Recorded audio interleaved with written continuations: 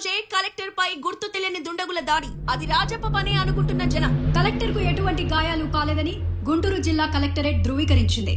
అయితే కలెక్టర్ పై దాడిని ఐఏఎస్ల సంఘం తీవ్రంగా ఖండించింది. జాతరలో కొత్త కలెక్టర్ విలయ తాండవం. చూసావుగా, ఒక పట్ల లేదు రాజప్ప. ఇప్పుడు చీమ చిటుకమంటే కూడా అందరికి తెలిసిపోతుంది. బెడ్రూమ్ ముచ్చట్లు కూడా టీవీలో టెలికాస్ట్ అవుతున్నాయి. ఈ రాష్ట్రంలో ఉన్న ఏ పార్టీ నీకు ఆపోజిట్ గా క్యాండిడేట్ ని పెట్టదు. అంతెందుకు, అధికార పార్టీ అయినా మేమే పెట్టలేదు, మేం పెట్టాం కూడా. నీ మీద మాకున్న మర్యాద అలాంటిది. కానీ సమస్య ఏంటంటే ఆ పిల్ల, అదే రాఘవయ్య మనవరాలు, వైజాగ్ వెళ్ళి ఇష్యూని కోర్టు వరకు తీసుకెళ్ళింది. ఇప్పుడు ఇవన్నీ చూసి సుప్రీంకోర్టు సుమోటోగా కేసు తీసుకుంది అనుకో, నీ రాజకీయ భవిష్యత్తుకే ప్రమాదం. ఒక్కసారి కోర్టు ఎంటర్ అయితే నేనే కాదు, ఎవరు ఏం చేయలేరు. పైగా ఎలక్షన్ టైం, మనకే పవర్ ఉండదు. ఏ ఎలక్షన్లు జరిగితే నువ్వు ఓడిపోతావని నీకేమైనా భయమా? ఆయన నిన్ను కాదని మాచర్లలో ఎవడు ఓటు వేస్తాడు చెప్పు? నా మాట విని ఈసారి ఎలక్షన్లు జరగని. నేను నీ మంచికే చెప్తున్నా, అర్థం చేసుకో.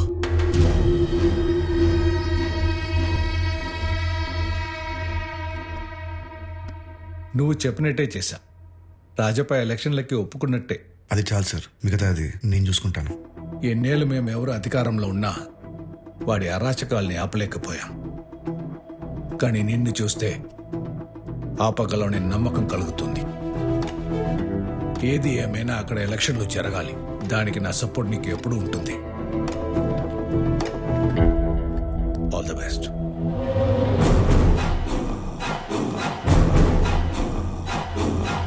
ఆ సీఎం చెప్పాడు, నువ్వు తలుపుకుని చేస్తావా? ఆ రోజు నువ్వు కొట్టావు, నా మీద ఎగిరావు. ఇప్పుడు ఏమైంది నీ 30 ఏళ్ల పరువు? ఎప్పుడు లేని ఎలక్షన్ ఇప్పుడేంటి? కోర్టులకి జడ్జిలకి భయపడి వదిలేస్తే రేపు 10 మంది పోటీ చేస్తారు. నా టర్మ్ వచ్చినప్పుడు నేను అయ్యా బాబుని అడ్డమైన కొడుకులందరికీ ఓట్లు అడుకోవాలా?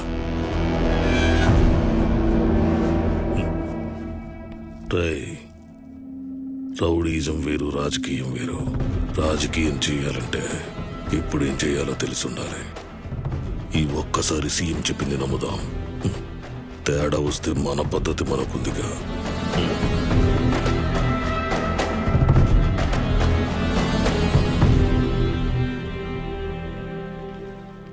ఎక్కడికో ఎలక్షన్స్ దగ్గర పడుతున్నాయి కదా, ప్రచారానికి. ఎందుకు? ప్రచారం చేస్తేనే కదా జనాలు ఓట్లు వేసేది. ఒరే రాములు ఇట్రారు. అయ్యగారు, వీళ్ళు ప్రచారానికి వెళ్తున్నారంట. నువ్వు వీళ్ళకి ఓటేస్తావా? అమ్మో, వీళ్ళకి నేను ఓటేయను. వీళ్ళకి ఓటేస్తే రాజప్ప నన్ను చంపేస్తాడు. అది వెళ్ళి పని చూసుకో. అలాగనే. వీడే కాదు, ఈ ఊళ్ళో ఎవడో మీకు ఓటేయడు. ప్రచారానికి వెళ్తున్నారంట. ప్రచారం కరెక్ట్ గా చెప్పారు అంకుల్. కలెక్టర్ గా నేనే నామినేషన్ వేయమంటే ఒక్కడ రాలేదు. మీరు వెళ్ళి ఓటేయమంటే ఓటేస్తారా? అమ్మయ్యా, ఇంతకాలానికి నన్ను అర్థం చేసుకున్నావు బాబు.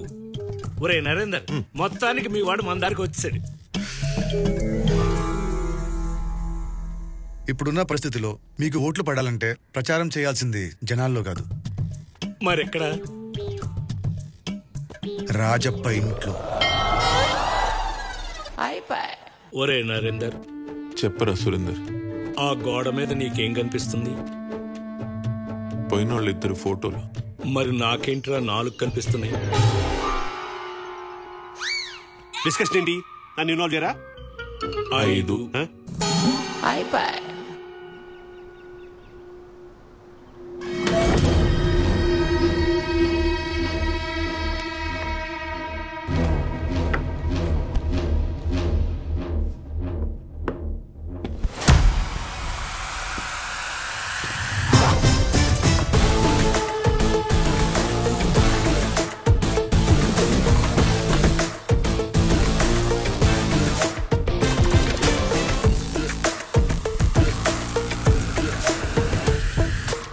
మార్పు మొదలైందిగా. ఏంటి సార్, ఎదురెవరూ లేకుండా ఒక్కరే ఆడుకుంటున్నారు? పోటీ ఉంటేనే కదా గెలిపిచ్చే ధైర్యం, ఓటమి తెచ్చే భయం తెలుస్తుంది.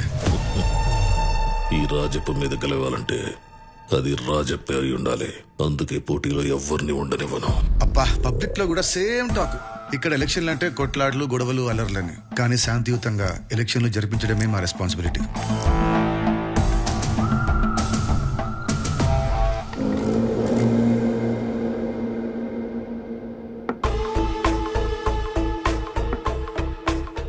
రాజ్యానికి రాజే ముఖ్యం, కానీ జనం లేకుండా ఏ రాజు రాజ్యాన్ని ఏలలేడు.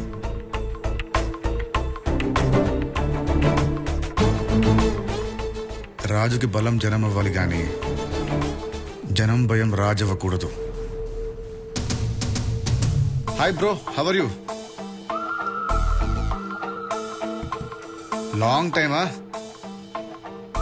అసలు విషయం ఏంటంటే రాఘవయ్య గారు,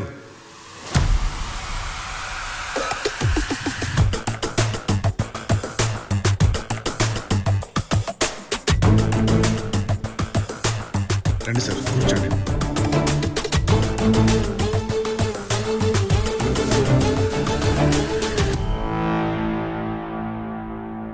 పోటీలో ఉన్న అభ్యర్థులు ఒకరినొకరు కలుసుకొని ఆల్ ది బెస్ట్ చెప్పుకోవడం ఇప్పుడున్న లేటెస్ట్ ట్రెండ్. ఈ ఫార్మాలిటీస్ గుర్తు చేద్దామని వీళ్ళని రమ్మన్నాను. ఏంటి రివెంజా? రివెంజా బ్రో? మళ్ళీ మనమాట. నీకు 35 ఉంటాయా? సరే 35 వేసుకో. 35 ఏళ్ల కుర్రాన్ని కొట్టినోడిని, ముసలోడివి నిన్ను కొట్టడం నాకేం పెద్ద లెక్క కాదు. ఇక్కడ రివెంజ్లు ఏం లేవు సార్, ఎలక్షన్స్ మాత్రమే. రాఘవయ్య గారు, మీ తోట అభ్యర్థికి ఆల్ ది బెస్ట్ చెప్పేసి ప్రచారం మొదలెట్టేయండి. నాకెవ్వడి ఆల్ ది బెస్ట్ అక్కర్లేదా? ఇదిగో మీరు మళ్ళీ ఇగోకపోతున్నారు సార్. మీ ప్రచారం మీది, ఆయన ప్రచారం అయింది. ఆయన ఇంట్లో 4 ఓట్లు మీకేస్తారు, మీ ఇంట్లో 10 ఓట్లు ఆయనకి వేయండి. Friendly election sir. అయినా మీ సీనియారిటీ ముందు ఆయన ఎంత సార్? ఎలక్షన్లు అంటే మీకేమన్నా భయమా సార్? చేసుకోండి, ప్రచారాలు చేసుకోండి, మీటింగులు పెట్టుకోండి. ఓటు మాట వింటేనే ఇక్కడ జనాలకి వణుకు పుడుతుంది. నన్ను కాదని ఈ నియోజకవర్గంలో ఎవడో ఓటు వేయడం.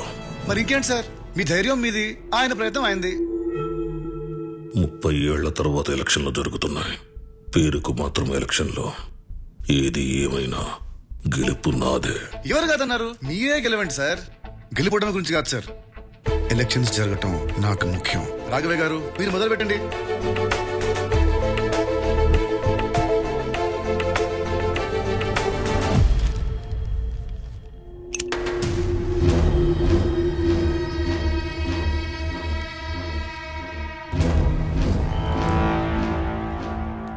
చప్పట్లు చప్పట్లు చప్పట్లు.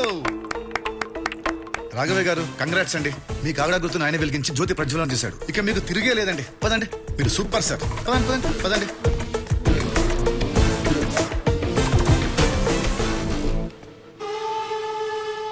సార్, ఒక స్మాల్ రిక్వెస్ట్ సార్.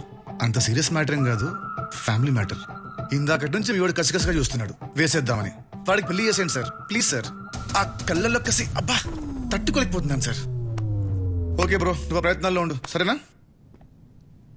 ఆ కళ్ళల్లో కామం కట్టలు కట్టలుగా కారిపోతుంది బ్రో.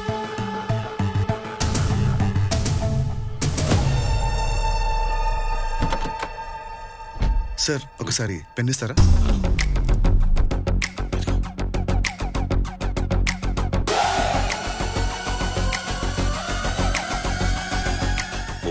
తర్వాత ఎలక్షన్స్ జరుగుతున్నాయి. మీరు ప్రచారాలు చేసుకోండి, మీటింగ్లు పెట్టుకోండి. కొత్తగా వచ్చిన కలెక్టర్ బాగా పనిచేస్తున్నాడు. All the best. రాజప్ప ఏంటి ఎలక్షన్లు పెట్టుకోమంటున్నాడు? రాజప్ప ఎలక్షన్ ఒప్పుకున్నాడా? అదేంటి రాజప్ప ఎలక్షన్ ఒప్పుకున్నాడా? రాజప్ప ఎలక్షన్ ఒప్పుకున్నాడా? రాజప్ప ఎలక్షన్ ఒప్పుకున్నాడంటమ్మా. రాజప్ప నోట్లోనండి ఎలక్షన్ అనే మాట వచ్చిందంటే మా ఆచార్యులకు మంచి రోజులు వచ్చినట్టే. అన్న చెప్పింది ఏంటి, అని మనం చూస్తుంది ఏంటి? ఇది చూస్తే ఎవరికైనా ఓటేయాలనిపిస్తుంది.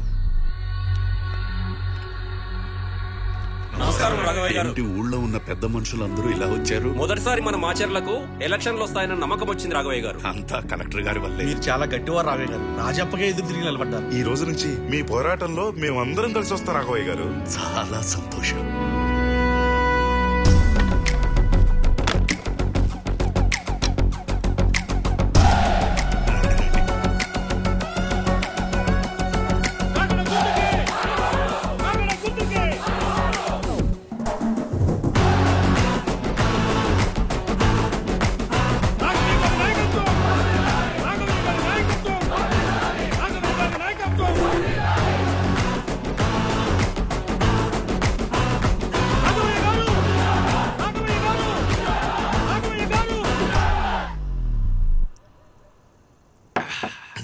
ఒరే నరేందర్, చెప్పురా సురేందర్. ఏది ఏమైనా మీ ఓడు గట్టాడురా.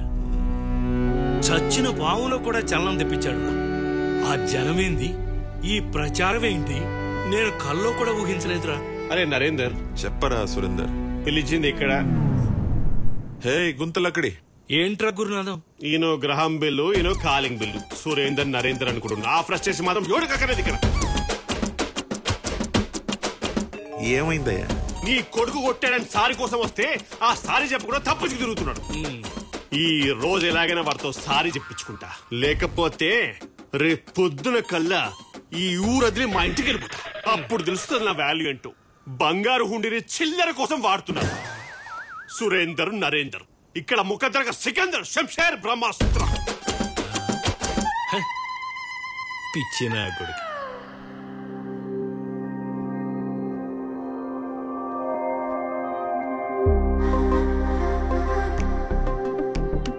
ఇక్కడ కదలిక అందరిలో వచ్చింది కానీ కొందరిలో మట్టుకు ఎలాంటి మూమెంట్ లేదు.